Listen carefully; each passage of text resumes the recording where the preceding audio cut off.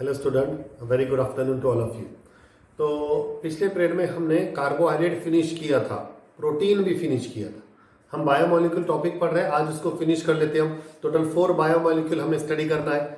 So we have completed carbohydrate, we have completed protein. Now in today's lecture will see enzymes and nucleic acid. So enzyme जो होता है ये बहुत small part होता है, बस एक डेफिनेशन और एक दो example. What is enzyme? Enzyme क्या होता है? First of all it is a biomolecules which are present in the living organism. ये लिविंग ऑर्गेनिज्म में एक टाइप का बायोमोलिक्यूल्स होता है। You know the word catalyst? Catalyst. So enzymes are the biological catalyst. Catalyst दो type के होते हैं, chemical catalyst, biological catalyst. Chemical catalyst क्या होता है? The substance which increase the rate of reaction, उसको कहा हमने कैटलिस्ट कहा है। केमिकल होता है वो क्या? Biological catalyst. What are enzyme? Enzymes are the biological catalyst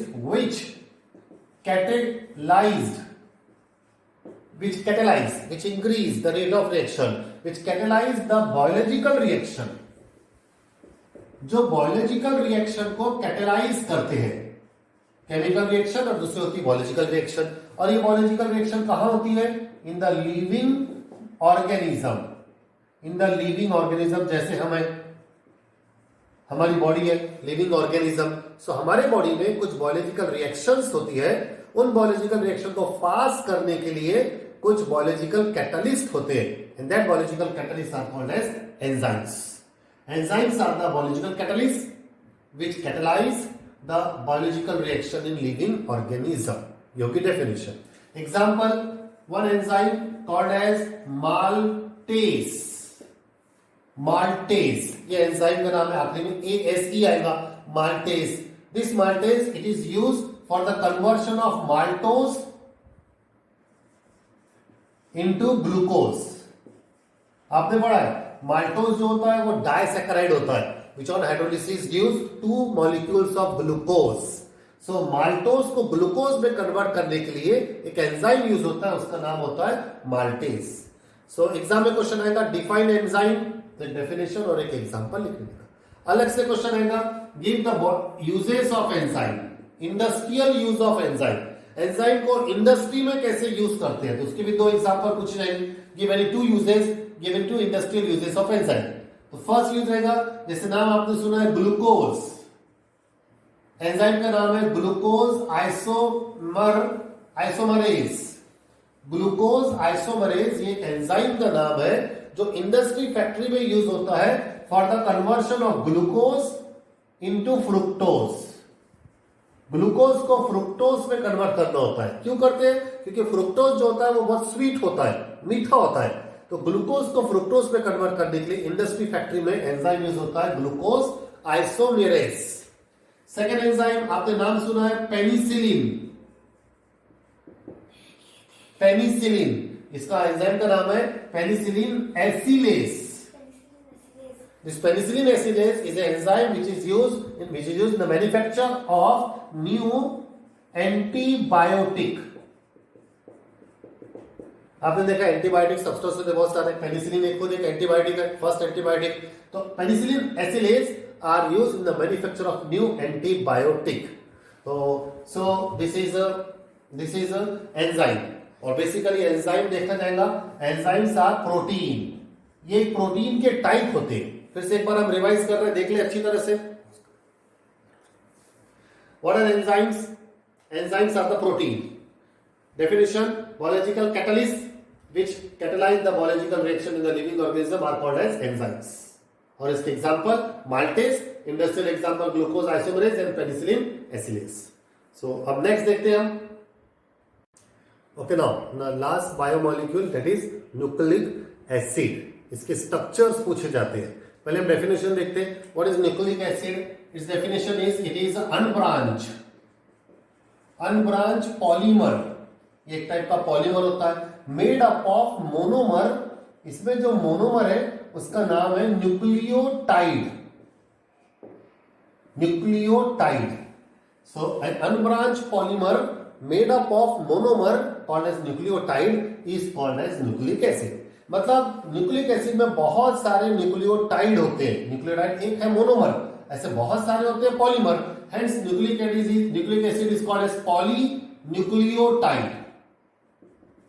nucleic acid को बोला जाता है polynucleotide. Definition, the unbranch polymer made up of monomer nucleotide is called as nucleic acid.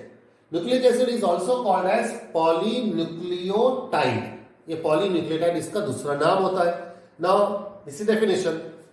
Second part, types of nucleic acid. Nucleic acid के type already आप अच्छी तरह जानते हैं। One is RNA and second one is DNA. दो type के nucleotide होते हैं, आरएनए, डीएनए। आरएनए का long form it is ribo nucleic acid, ribonucleic acid. और डीएनए का लॉन्ग फॉर्म डीऑक्सी, मतलब without oxygen, deoxy ribonucleic acid. So there are two types of nucleic acid, one RNA, second DNA. Next part, this nucleic acid we have to see its component. nucleic acid में क्या क्या होता है, component क्या है, कौन कौन से parts होते हैं. So basically nucleic acid, all nucleic acid, RNA, DNA, they consist of three basic component. इनमें तीन basic component होते हैं. एक component होता है monosaccharide sugar, पहला component का नाम है sugar. दूसरा कंपोनेंट होता है base, base containing nitrogen, nitrogen containing base. And third component is phosphate. Phosphate ज्यादा डिटेल में नहीं है, ठीक है, फॉस्फेट का फॉर्मूला होता है PO4 फॉस्फेट। हमें डिटेल में पढ़ना है शुगर और बेस। सी क्या पढ़ रहे हैं हम, components of nucleic acid. Nucleic acid के तीन कंपोनेंट हैं, sugar, base and phosphate. Phosphate अकेला है, PO4 हो गया। अब शुगर और बेस ये बहुत डिटेल में स्टडी करना है। तो पहले देखते हैं हम sugar, component of nucleic acid. इसमें पहला कंपोनेंट है number A, it is a monosaccharide sugar. And the monosaccharide sugar that is used in nucleic acid, that is present in nucleic acid, the name of that monosaccharide sugar is ribose. ये ribose होता है। आपने ribose carbohydrate में पढ़े हैं, carbohydrate में पढ़े थे आपने अल्डो ट्रायोस, अल्डो टेट्रोस, अल्डो पेंटोस, अल्डो हेक्सोस, कीटो ट्रायोस, कीटो टेट्रोस, कीटो पेंटोस, कीटो हेक्सोस। उसमें हमने एक एग्जांपल देखा था राइबोस, राइबुलोस। यहां राइबोस जो है ये फूरैन के फॉर्म में रहेगा। आपने नाम सुना है फूरेनोस, ये फूरेनोस के फॉर्म में रहेगा। अब देखते हैं ये राइबोस आरएनए और डीएनए में कैसा होता है। पहले हम फूरैन बना लेंगे, this is furan. Carbon number 2, carbon number 3, carbon number 4, carbon number 5। ऐसी एक फूरैन बना लेंगे, एक डीएनए का और एक आरएनए का। This is carbon number 2, 3, 4 and 5। ना कार्बन नंबर 2 जो है it is OH, carbon number 3 HOH, carbon number 4 HOH, carbon number 5 CH2OH और यहां पे H। ये जो राइबोस, ये जो दिख रहा है आपको फूरेनोस, राइबोस, इसका नाम है D ribose and it is present in RNA. ये हो गया आरएनए का मोनोसैकेराइड शुगर। ये स्ट्रक्चर आपको याद करना है, RNA consist of D ribose. अब हम करेंगे डीएनए। डीएनए का शॉर्ट लॉन्ग फॉर्म क्या था, डीऑक्सी राइबोस। इसमें से एक ऑक्सीजन कम कर देने का है। तो ये जो है पहला OH, तीसरा HOH, चौथा जो है, या पांचवा जो है CH2OH, H, second, third, fourth and fifth. अब ये जो सेकेंड नंबर पे है दिस, यहां से जो है OH निकालेंगे।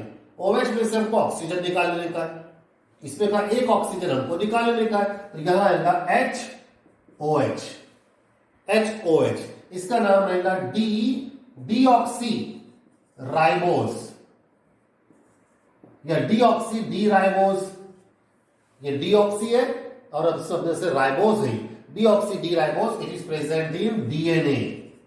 ये डीएनए, जैसे डीएनए का लॉन्ग फॉर्म होता है डीऑक्सी राइबोन्यूक्लिक एसिड। तो डीऑक्सी का मतलब we have to remove oxygen, और कहां से रिमूव करेंगे, यहां से। यहां जो OH है, इस OH का ऑक्सीजन निकाल लो तो सिंपली H बचेगा।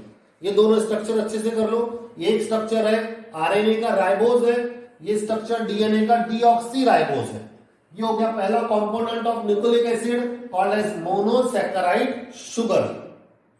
Okay, next second component of nucleic acid, nucleic acid का सेकेंड कंपाउंड होता है nitrogen containing base. Nitrogen containing base, nitrogen containing base दो टाइप के होते हैं, एक नाम है पाइरिमिडीन और एक नाम है प्यूराइन। इनके आपको टाइप और इनके स्ट्रक्चर जानना है, पाइरिमिडीन एंड प्यूराइन। पाइरिमिडीन जो होते हैं इसमें 3 बेस होते हैं। वो 3 बेस कौन से होते हैं पाइरिमिडीन में? नंबर फर्स्ट नाम सुना आपने, साइटोसाइन, बायोलॉजी में पढ़े आपने। Number second it is uracil and number third it is thymine. These are the 3 base that are of pyrimidine type. ये pyrimidine के टाइप के होते हैं। अब प्यूराइन बाद में देखते हैं हम, पहले पाइरिमिडीन। पाइरिमिडीन का स्ट्रक्चर देख लो आप,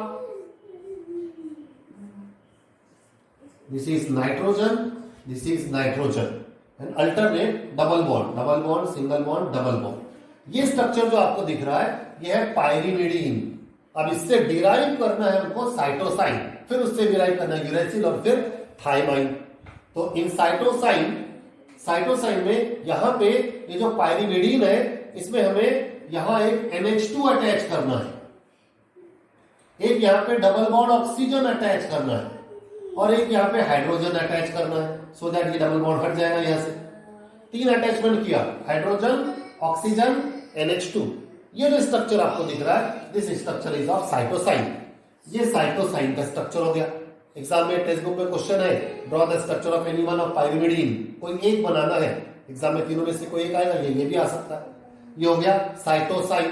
अब इससे करना है हमको यूरेसिल करना है। जैसे हमने याद क्या रखना है, साइटोसाइन में एक हाइड्रोजन अटैच किया, एक ऑक्सीजन अटैच किया और एक NH2 अटैच किया। यूरेसिल में इसमें थोड़ा मॉडिफाई करेंगे, इसमें यहां पे एक हाइड्रोजन अटैच करेंगे, डबल बॉन्ड हट जाएगा और यहां आ जाएगा डबल बॉन्ड ऑक्सीजन, एक हाइड्रोजन और एक ऑक्सीजन। इसको कहते हैं यूरेसिल। ये यूरेसिल का स्ट्रक्चरल फॉर्मूला है। इससे ही मॉडिफाई करके बनेगा थायमाइन, थायमीन। यहां पे एक अटैच कर दो CH3 मिथिल, इसमें एक मिथिल अटैच करते हैं, ये स्ट्रक्चर बन गया थायमीन का। So there are 3 types of pyrimidine base. Pyrimidine 3 type के हैं, साइटोसाइन, यूरेसिल, थायमीन। तीनों का स्ट्रक्चर भी हमने आपको बताया। बार बार देखो इसको और इसको प्रैक्टिस करो। नेक्स्ट नंबर 3 हो गया, नंबर प्यूराइन। अब प्यूराइन देखते हैं। प्यूराइन बेस जो होता है पहला वो होता है एडेनाइन और सेकेंड बेस जो होता है वो होता है गॉनाइन, एडेनाइन एंड गॉनाइन। पहले प्यूराइन क्या है वो देख लो, इसका स्ट्रक्चर देखेंगे। सो जस्ट लाइक पाइरिमिडीन, जैसा पाइरिमिडीन था, this is nitrogen, here also nitrogen and 3 bond. यह है पाइरिमिडीन। अब पाइरिमिडीन में यहां पे अटैच कर देंगे हम एक और नाइट्रोजन और इसको ऐसे बॉन्ड करके यहां एक और नाइट्रोजन, यहां एक डबल बॉन्ड रहेगा और यहां एक हाइड्रोजन अटैच। ये जो स्ट्रक्चर आपको दिख रहा है ये स्ट्रक्चर है प्यूराइन का। प्यूराइन। अब प्यूराइन में 2 एग्जांपल, एक एडेनाइन और एक गॉनाइन। तो एडेनाइन एंड गॉनाइन कैसे करेंगे? एडेनाइन एंड गॉनाइन, तो यहां पे फर्स्ट एग्जांपल देना, यहां पे हम अटैच कर देंगे NH2, यहां NH2 अटैच हो गया, ये हो गया यहां पे एडेनाइन, दिस इज एडेनाइन और एक और एडेनाइन हो गया। नेक्स्ट गॉनाइन। गॉनाइन में यहां पे हम एक और NH2 अटैच कर देंगे और साथ में एक हाइड्रोजन यहां अटैच कर देंगे, ये हो जाएगा गॉनाइन। स्ट्रक्चर के आपको प्रैक्टिस करना है, नोट्स में भी मिलेंगे, ड्रॉ करके आपको स्ट्रक्चर याद करके रखना है। So these are purine base and these are pyrimidine base. Total there are 5 base that are nitrogenous base. अब इस 5 में से आरएनए और डीएनए में क्या होता है? सो आरएनए एब्रिविएशन यूज करेंगे। RNA consist of cytosine, it consist of uracil, adenine and guanine. Cytosine, uracil, adenine and guanine, ये 4 नाइट्रोजीनियस बेस होते हैं जो आरएनए में होते हैं। फिर डीएनए, डीएनए में भी 4 बेस रहेंगे, उसमें cytosine but not uracil, it is thymine, adenine and guanine, ये 4 बेस होते हैं डीएनए में। So these are the nitrogenous base. Second और थर्ड आपको बताया था फॉस्फेट। फॉस्फेट होता है तीसरा, और फॉस्फेट डिटेल में नहीं है, फॉस्फेट सिर्फ PO4 होता है phosphate. So these are the 3 components that are present in RNA, DNA, or these are the 3 components present in nucleic acid. और न्यूक्लिक एसिड का नाम बताया था पॉलीन्यूक्लियोटाइड। एक टर्म आपको समझना है, इट इज न्यूक्लियोसाइड, और अभी बता रहे हैं हम आपको न्यूक्लियोटाइड। पहले हम न्यूक्लियोटाइड देख लेते हैं जो आपको पहले से सुनते आ रहा है। What is nucleotide? What are the component present in nucleotide? Nucleotide is made up of all these three components. It contains base, it contains sugar, and it contains phosphate. तो बेस, शुगर, फॉस्फेट यूनिट को कहते हैं nucleotide. और nucleoside किसे कहेंगे? It contain base, it contain only sugar, not phosphate. तो base sugar को कहा जाता है न्यूक्लियोसाइड, और बेस शुगर फॉस्फेट को कहा जाता है न्यूक्लियोटाइड। मतलब न्यूक्लियोटाइड में कौन एक्स्ट्रा है? It is phosphate. तो the phosphate of nucleoside, nucleoside में अगर फॉस्फेट मिला लिया, इस न्यूक्लियोसाइड में अगर फॉस्फेट मिला दिया तो वो क्या बन जाता है? न्यूक्लियोटाइड बन जाता है। इसके आगे और डिटेल में डीएनए आरएनए का स्ट्रक्चर है, आपने बायोलॉजी में पढ़ा है, अल्फा हेलिक्स स्ट्रक्चर, वो कर्व टाइप का होता है, लेकिन हमारे सिलेबस में इस साल वो रिड्यूस हो गया है, इसलिए हमको इसके आगे नहीं पढ़ना है, हमें इतना ही न्यूक्लिक एसिड पढ़ना है। तो यहां ये न्यूक्लिक एसिड फिनिश होता है, मींस न्यूक्लिक एसिड फिनिश हुआ, एंजाइम फिनिश हुआ, प्रोटीन और कार्बोहाइड्रेट, मतलब the end of this chapter. ये chapter unit that is biomolecule यहां पे फिनिश होता है। ओके